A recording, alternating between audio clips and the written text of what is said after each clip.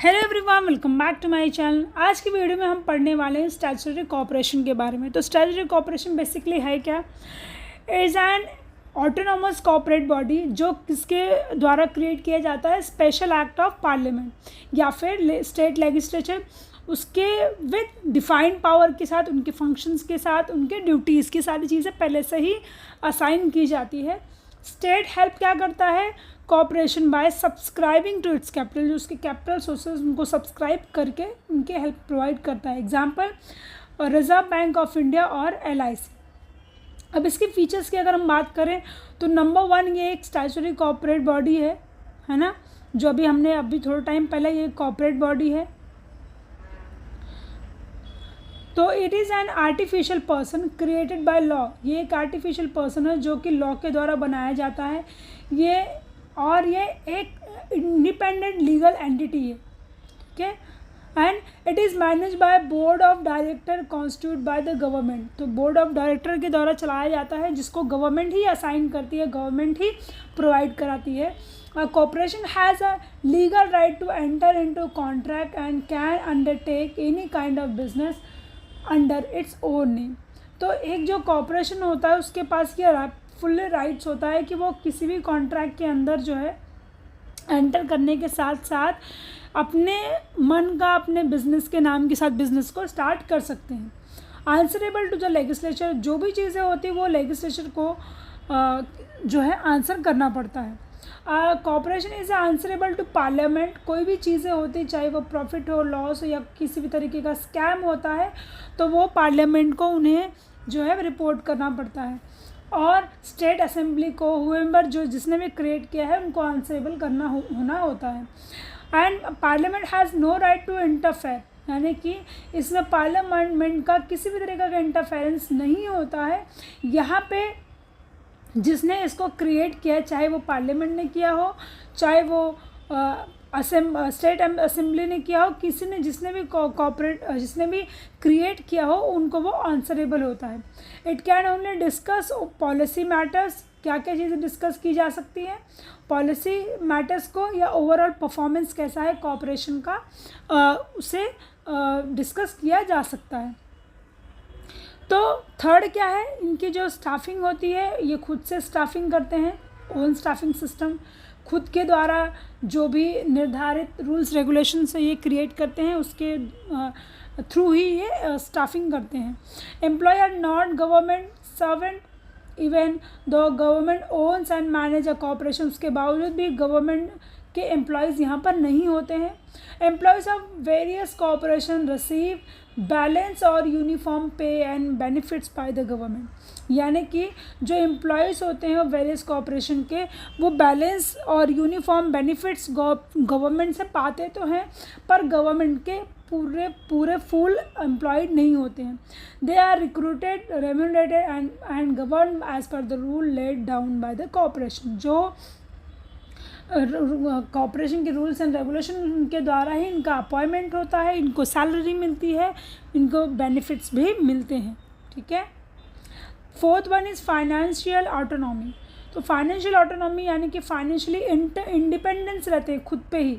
Autonomy का मतलब होता है कि खुद से इंडिपेंड होना, यानी कि जो भी फाइनेंशियल उनका स्टेटस होता है वो ओनली खुद से ही इंजॉय करते हैं। It is not subject to the budget, accounting and audit control. तो यहाँ पे किसी भी तरीके का ना ही बजट का मैटर होता है, ना ही अकाउंटिंग या ऑडिट कंट्रोल का भी मैटर नहीं होता है। After getting the prior permission from the government, it can even borrow money within और आउटसाइड द कंट्री। तो गवर्नमेंट के परमिशन पहले से लेने की वजह से ये कहीं से भी, यानी कि चाहे कंट्री के अंदर से चाहे कंट्री के बाहर से, ये फाइनेंस भी जनरेट कर सकते हैं। नेक्स्ट आता है नो पॉलिटिकल इंटरफेरेंस। यहाँ पे पॉलिटिकल इंटरफेरेंस भी किसी तरीके का नहीं होता है। Statutory corporation came into existence by following particular act और स्टैटस, जिसे हमने इंट्रोडक्शन में ही पढ़ा कि ये पर्टिकुलर स्पेशल लॉ के द्वारा बनाया जाता है। तो इसीलिए यहाँ पे किसी भी तरीके का पॉलिटिकल इंटरफेरेंस नहीं होता है। Working and administration on corporation statutory corporation और statutory corporation are free from the political interference, यानी कि यहाँ पे किसी भी तरीके का पॉलिटिकल एजेंडा का जो भी चीज़ें होती है वो यहाँ पे नहीं होता है। मेरिट्स को हम एडवांटेजेस भी कहते हैं। तो स्ट्रेटेजिक कोऑपरेशन के एडवांटेजेस क्या है, मेरिट्स क्या है उनके। नंबर 1, इनिशिएटिव एंड फ्लेक्सिबिलिटी, यानी कि इन्हें इनिशिएट भी किया जाता है इंडिपेंडेंट लेवल पे, और विदाउट एनी गवर्नमेंट इंटरफेरेंस इन्हें फ्लेक्सिबल भी बनाया जाता है। जैसे फॉर एग्जांपल किसी भी डिफ़िकल्ट टाइम पे अगर कुछ डिसीजन मेकिंग करना है तो उस टाइम पे किसी अदर गवर्नमेंट का इन्वॉल्वमेंट यहाँ पर नहीं होता, वो फ्लेक्सिबली अपने हिसाब से इनिशिएट करने के साथ साथ अपने डिसीजन में चेंजेस कर पाते हैं। सेकेंड इज एडमिनिस्ट्रेटिव ऑटोनॉमी, इनका एडमिनिस्ट्रेटिव ऑटोनॉमी भी खुद से ही होता है, इंडिपेंडेंट होते हैं, ये अपने हिसाब से ही अपने डिसीजन को लेते हैं, और जो भी मैनेजरल इनको चेंजेस करने होते हैं वो इंडिपेंडेंस लेवल पर लेते हैं। नेक्स्ट इज क्विक डिसीजन, अभी थोड़े टाइम पहले मैंने क्विक डिसीजन लिए क्योंकि यहाँ पे किसी भी तरीके का रेड टैपिज्म नहीं है, यानी कि किसी भी तरीके का इंटरफेरेंस नहीं है, लेस फाइल वर्क है, लेस फॉर्मेलिटीज़ है, तो जिसकी वजह से यहाँ पे जो डिसीजन है वो ईजिली कंपैरेटिवली अदर कॉपरेशन के लिया जाता है। एफिशिएंट स्टाफ, क्योंकि जो भी कॉपरेशन है वो अपने रूल्स एंड रेगुलेशंस के हिसाब से एम्प्लॉयज़ को हायर करती है, जिसकी वजह से वो रेम्यूनरेशन भी अपने हिसाब से प्रोवाइड करती है, और जो भी बेटर फैसिलिटी है, अट्रैक्टिव टर्म्स एंड सर्विस है, वो प्रॉपर तरीके से स्टाफ्स को प्रोवाइड करती है, जिसकी वजह से इनकी जो स्टाफ्स होती है वो एफिशिएंट होती हैं टुवर्ड्स द वर्क। नेक्स्ट आता है प्रोफेशनल मैनेजमेंट। तो जितनी भी चीज़ें यहाँ पे होती है वो बहुत ही प्रोफेशनल तरीके से होती है, जैसे कि board of directors strategic cooperation consist business expert and representative of various group, जैसे कि लेबर का, कंज्यूमर का। तो जो बोर्ड ऑफ डायरेक्टर होगा वो बहुत ही प्रोफेशनल और बिजनेस एक्सपर्ट होता है, जो लेबर को भी रिप्रेजेंट कर पाता है, कंज्यूमर को भी कर पाता है, और डिफरेंट सेक्टर्स को वो रिप्रेजेंट कर पाता है, और जो गवर्नमेंट के ही द्वारा नॉमिनेट किया जाता है। Next is easy to raise capital raise करना भी यहाँ पे काफ़ी इजी होता है। Such corporation are fully owned by the government, they can easily raise required capital floating bonds at the low interest rate, यानी कि जो भी इनको कैपिटल रेज करना होता है ये इन्हें लो इंटरेस्ट रेट ऑफ में मिल जाता है। And these bonds are safe, the investors also feel comfortable in subscribing such bonds. क्यों? क्योंकि यहाँ पे जो रेट ऑफ इंटरेस्ट होता है वो काफ़ी कम होता है as compared to others. Demerits की बात करें, डीमेरिट्स को हम डिसएडवांटेज भी कहते हैं। Number 1, autonomy on paper only. तो जो ऑटोनॉमी होती है यानी कि जो फ्लेक्सिबिलिटी होती है वो कॉर्पोरेशन के नेम से की जाती है, नेम के नाम पे की जाती है। So practically minister, government official and political parties often interferes with working of this corporation. तो जो भी चीज़ें हैं वो पेपर, ऑटोनॉमी सिर्फ पेपर पे होती है और वो कॉर्पोरेशन के नाम पे की जाती है, जिसकी वजह से किसी भी तरीके का मिनिस्ट्री, गवर्नमेंट ऑफिशियल या पॉलिटिकल पार्टीज़ का यहाँ पे इंटरफेरेंस नहीं होता है। ये इनकी खुद से, ये मतलब कह सकते हैं पूरा रावण राज होता है, ये अपने हिसाब से चीज़ें चलाते हैं। नेक्स्ट है लैक ऑफ इनिशिएटिव, थोड़ा सा इनिशिएटिव कम होता है। In terms of what, do not have face any competition और not guided by profit motive. तो इनका एक मोटिव होता है कि पहली बात तो ये प्रॉफिट मोटिव नहीं होते हैं। दूसरी चीज़ यहाँ पे ये है कि ये किसी भी तरीके का कंपटीशन फेस नहीं करते हैं मार्केट में।